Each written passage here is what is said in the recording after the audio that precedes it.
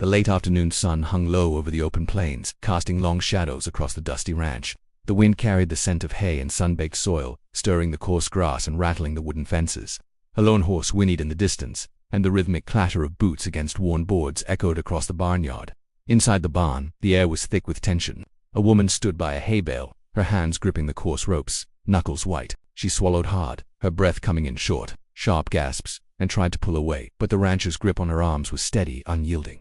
"Stop, you're too rough," she whispered, her voice trembling, though her tone carried defiance. The stubborn fire of someone who had been through more than she wished to remember. Her chest heaved and she stepped back, almost stumbling over the uneven floorboards. The rancher only smiled, a slow, calm smile that seemed at odds with the strength he wielded. Gray eyes, weathered by years under the unforgiving sun, met hers with an intensity that made her pause. There was a weight in his gaze, something almost ancient, as if he had seen the world bend under hardship and survived every storm. "You can't run from this," he said softly, his voice low and steady.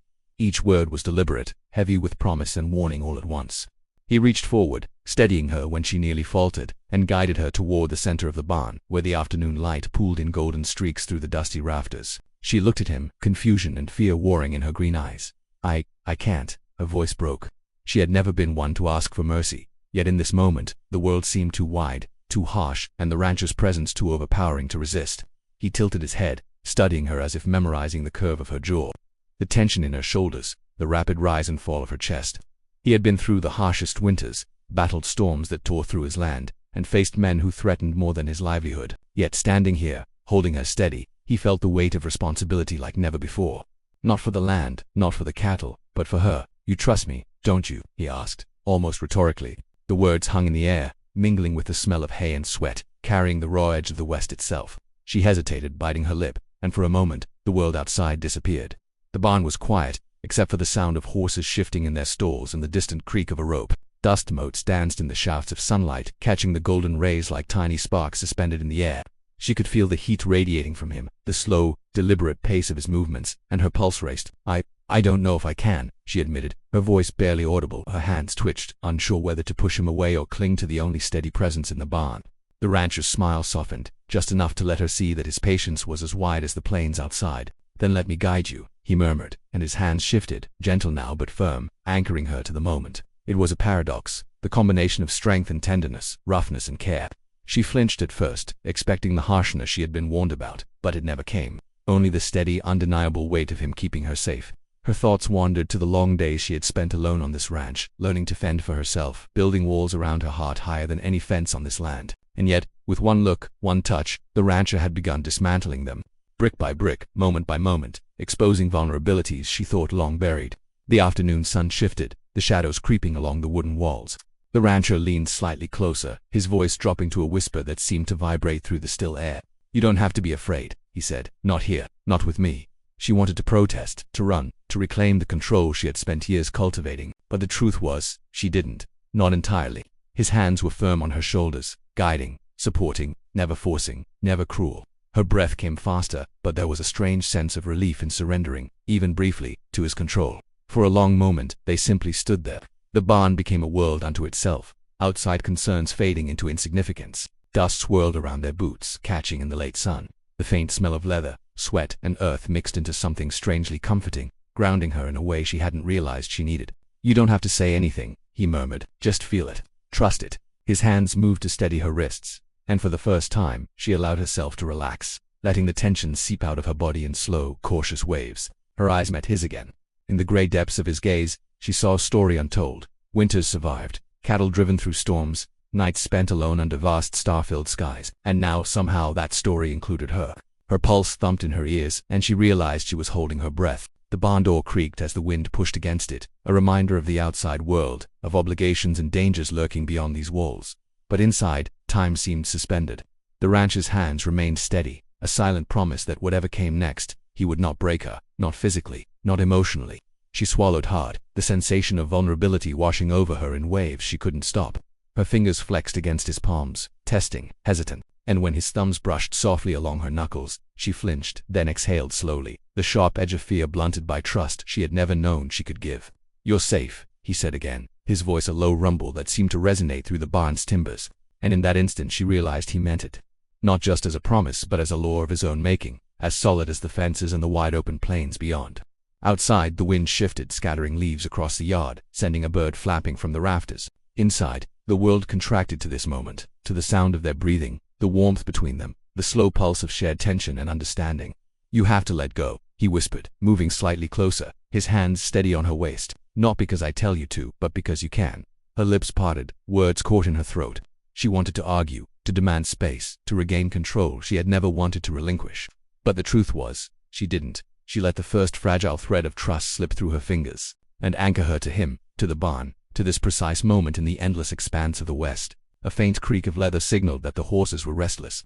Outside, the plains stretched endlessly, the horizon bleeding into gold and amber, and yet, in the barn, all that mattered was here and now. Her pulse, his calm hands, the silent acknowledgement that something unspoken had begun. Her green eyes locked with his, and for the first time, she let herself feel the thrill of surrender without shame. Not fear, not pain, a curious, dangerous anticipation that set her blood racing and her mind spinning. The rancher's lips curved into a small, knowing smile, not cruel, not teasing, but aware. He had seen hesitation, reluctance, even fear, and he met each with patience. Each moment, each microsecond, became a lesson in control, trust, and the quiet power of restraint. And then, almost imperceptibly, he leaned closer. The warmth of his presence enveloped her. Her pulse jumped, but she did not pull away. She could not. Every instinct screamed to resist, and yet, she stayed, caught between fear and fascination, doubt and desire. "Feel it," he said softly, a command wrapped in gentleness. And for the first time in a long time, she did.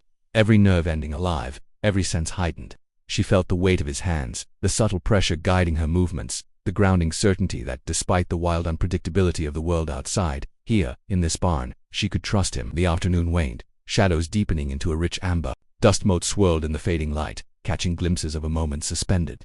A story unfolding one heartbeat at a time.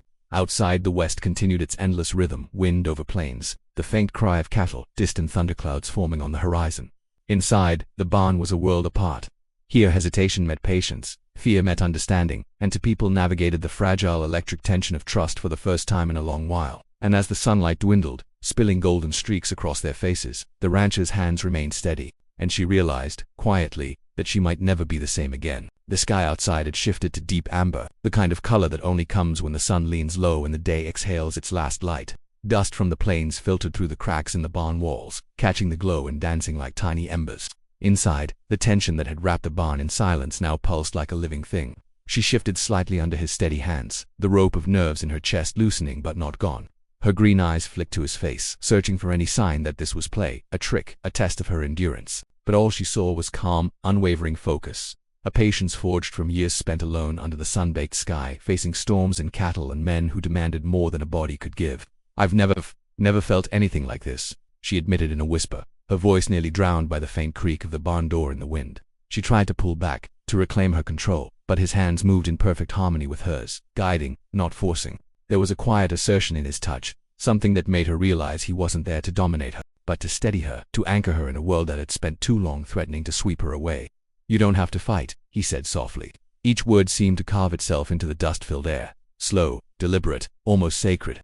He leaned slightly closer, the faint scent of leather, sun, and sweat wrapping around her senses. Her pulse fluttered in a rhythm she couldn't command, a rhythm that echoed the wild, unbridled wind outside. Her hands trembled as she reached for the edge of a hay bale, grounding herself against the uncertainty of the moment. His gray eyes followed, steady, unblinking, patient. "Let go," he murmured. "Trust yourself. Trust me." It was the hardest thing she had ever done, not because of him, but because letting go meant dismantling walls she had spent years building. Walls that had kept her safe, walls that had defined every decision she had made, every path she had taken across the wide-open plains of her life. And yet, there was something about the stillness in his stance, the measured rhythm of his breathing, that made her question whether safety had ever been real. The barn creaked again, a slow, mournful sound as if it recognized the tension between them. And in that instant, the outside world faded entirely. Time slowed, the golden light catching in strands of her hair and highlighting the dust that hung thick in the air. He reached out, brushing a loose strand back from her face, and for a heartbeat she forgot to breathe. "You're safe," he said again, but this time, it wasn't just a promise, it was a declaration, as firm as the fences that divided his land, as enduring as the soil beneath their boots. She let her shoulders relax slightly, though every instinct screamed caution, and still, she stayed, caught in the strange gravity of him. He moved with the certainty of someone who had faced every danger the West could throw at him, stampedes, storms, thieves, and worse. And yet here he was, navigating something far more delicate. the balance of trust, desire, and restraint. His hands were strong but careful, gentle but commanding, and she realized that submission didn't mean weakness. It meant courage. "You can feel it," he whispered, his voice a low rumble that matched the distant growl of thunder over the plains. "Every heartbeat, every breath, you can let it guide you." Her pulse quickened. She could feel the tension in the air, thick and electric, pulling her toward him even as her mind screamed to resist. There was something almost forbidden in the quiet intimacy of the barn, something that made the hair on her neck rise and her stomach twist with anticipation. She tried to speak, to assert herself, but the words lodged in her throat. Instead, she took a slow, deliberate breath, letting the heat of the day, the weight of his presence, and the faint scent of the outdoors seep into her veins. The barn had become a world unto itself, a sanctuary built not of wood and nails, but of unspoken rules, of trust tested and boundaries explored. "You're trembling," he noted, his voice careful, observant, like a rider reading the signs of a storm, and she was. Her hands, once rigid with resistance, now shook slightly, a mix of fear, excitement, and something else she couldn't name. "Because I don't know if I can," she admitted, voice low. Vulnerability, raw and jagged, edged every syllable, and yet she didn't step away. Not fully. Not while he remained patient, guiding. "Steady you can," he said simply. His hands shifted, not pressing but supporting, framing her movements, steadying her body as her mind spun. "You just have to trust it. Trust me." And for the first time in what felt like forever, she did. Not completely, not without hesitation, but enough. Enough to feel the raw power of surrender, the strange liberation in letting go of control, if only for a moment. Outside, the wind kicked up, whistling through the gaps in the barn walls. Dust motes swirled around their boots, illuminated in streaks of fading sunlight. Each movement, each careful step, became a dance of restraint and daring, a silent negotiation of boundaries and trust. She felt the brush of his hands, guiding, steadying, and a shiver ran down her spine. Not fear, something else, something electric. Something electric, something that set her blood alight in ways she couldn't name but could feel, deep in her chest. "Look at me," he murmured, and she did. Green eyes meeting gray storm, and calm entwined in a gaze that seemed to pierce every layer of pretense she had built. For the first time, she saw not just the rancher, not just the strength he wielded, but the man who had faced the wilderness, storms, and solitude, and emerged patient, measured, deliberate. Her hands shook as they brushed against his, tentative testing, learning the language of contact that spoke louder than words. Each motion, each subtle shift, carried meaning, and in the silence of the barn, it felt louder than any shout or storm outside. "Not too fast," she whispered, a hint of command in the plea, though her voice trembled. Her pulse raced in tandem with the rhythm of the barn, with the slow, deliberate beat of anticipation and trust. He smiled, slow and knowing, but did not stop, did not rush. Every movement was precise, calibrated, balancing firmness and gentleness, a paradox she couldn't reconcile but didn't want to. "You've got this," he murmured, words low, almost lost in the hum of the barn, but heavy with reassurance. "Just feel it. Every motion, every breath. You're in control too." And she was. Or at least, she began to be. Each flicker of movement, each shift in weight, became a negotiation, a subtle dialogue of intent and consent. She could feel the difference between fear and anticipation, hesitation and surrender, and in that moment, she realized how fragile and yet how powerful trust could be. The afternoon light dwindled into early evening, and the barn was bathed in a soft amber glow. Dust swirled, catching in the golden rays like embers floating in air. Every creak of wood, every shifting boot, every subtle movement became a punctuation mark in the silent story unfolding between them. "You're doing fine," he whispered, a hand brushing lightly along her arm. And for the first time, she allowed herself to relax fully, letting the tension drain slowly from her shoulders. Outside, the plains stretched endlessly, vast and wild, a reminder that life beyond the barn was untamed, harsh, and often cruel. But inside, the world had narrowed to a single, fragile truth. She could trust him. And in that trust, she discovered something she hadn't expected. Not weakness, not submission, but a kind of freedom she hadn't known existed. The wind picked up again, rattling the barn door and stirring the hay in the corner. The distant cry of cattle and the low hum of the earth beyond seemed to anchor the moment in reality. Yet it could not break the bubble of intimacy, tension, and understanding that now hung thick in the air. "You've got me," he murmured, and she felt the weight of the words, the silent promise woven between them. And she knew, as surely as she could know anything in this wild, unpredictable land, that nothing beyond these walls mattered right now. Time slipped, measured not in hours or minutes but in heartbeats, breaths, and glances. And though she would not admit it aloud, though her body still tensed with instinctive caution, she realized she wanted this, wanted the guidance, the touch, the careful navigation of trust and surrender.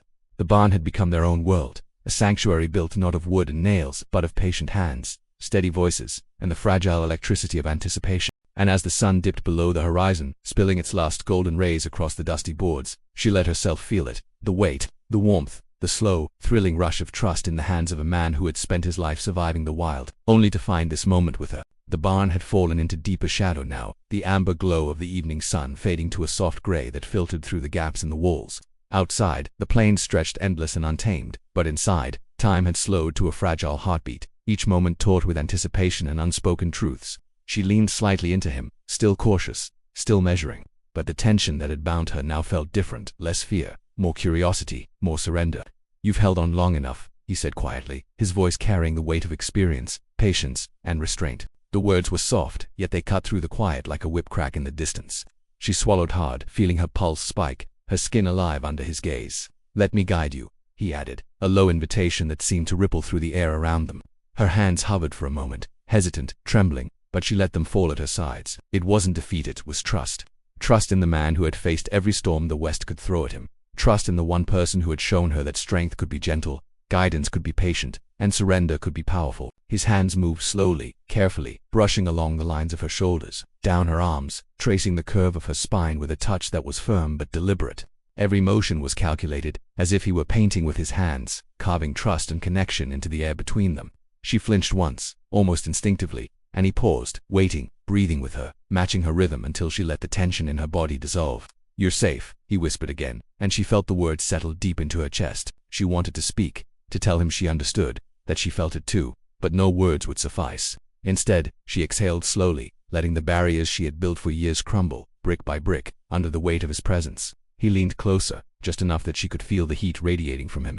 The faint scent of leather, smoke, and the outdoors wrapping around her senses. Her breath hitched, and she realized with a jolt that the line between control and surrender, fear and anticipation, had blurred entirely. "You can let go," he murmured, his voice low, steady, and almost hypnotic. And this time, she did.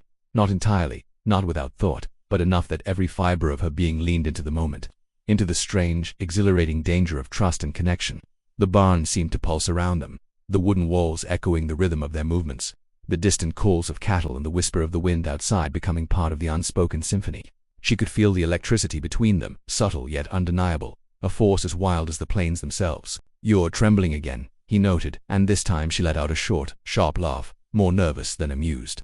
"I can't help it," she admitted, voice barely audible. "Everything, it's too much." "Good," he said simply, a slow smile tugging at the corner of his mouth. "It means you're alive. It means you feel," and she did feel. Every nerve, every heartbeat, every breath was alive with the tension of the moment, with the thrill of surrendering to someone she trusted in a world that had taught her suspicion and fear. She let her hands fall to rest against him, tentative, testing, and he responded with patience, guiding her, anchoring her, giving her the courage to continue. Outside, the sky darkened into deep navy, stars beginning to prick the horizon like distant fires. Inside the barn, shadows danced along the walls, mimicking the silent movements of trust and connection that bound them. Every glance, every touch, every breath was amplified, weighted with the years of isolation, pain, and longing that had led them to this moment. "You don't have to hold back," he said softly, his hand still steady against hers. "Not here. Not now." She swallowed hard, a shiver running down her spine. She wanted to protest, to remind herself that she was in control, but the words wouldn't form.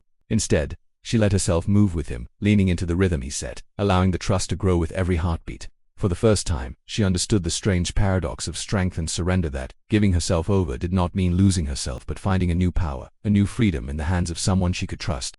And he seemed to understand the same, moving with care, guiding her without forcing, asserting without demanding, connecting without overstepping. "You're doing well," he murmured, and the words were almost sacred, carrying a weight she could feel deep in her chest. She nodded slightly, unable to speak, unable to articulate the storm of emotions that raged inside her. Instead, she let the silence carry the meaning, the unspoken truths, the fragile thread of trust that had been woven between them. Time seemed to stretch, the moments elongated into hours that were measured not by the sun, but by the rhythm of their hearts, the shared breaths, the delicate balance of tension and release. Outside, the wind carried the faint scent of rain and the earthy smell of the plains, a reminder that life beyond the barn was untamed, harsh, and ever-changing.